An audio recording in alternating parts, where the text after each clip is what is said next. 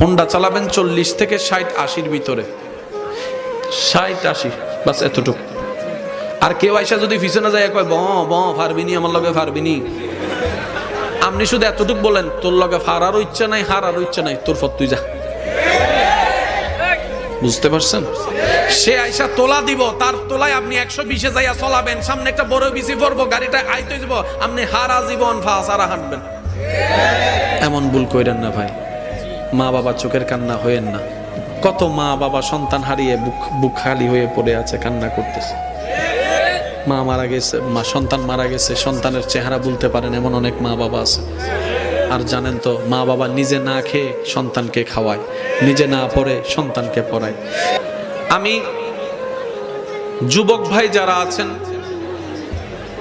আবদার করে বলি, অনেক ভালোবাসা নিয়ে আপনাদের কাছে আসছে, অনেক ভালোবাসা নিয়ে। আমি যেন সুন্দর একটা স্মৃতি নিয়ে আপনাদের ভালোবাসা নিয়ে যেতে পারি। বিদায় দিবেন তো ইনশাল্লাহ? সুন্দর একটা স্মৃতি নিয়ে বিদায় নিতে পারবো তো ইনশাল্লাহ? তা আমি যুবক ভাইদের আওয়াজ চাইবো, দাদা নানা চিল্লাইতে চিল্লাইতে কালা দাড়ি সাদা করে ফেলছে, আর আজকে চিল্লানোর দরকার। দাদা নানার পক্ষ থেকে যুবকরা আসেনি, নাতিরা আসেনি?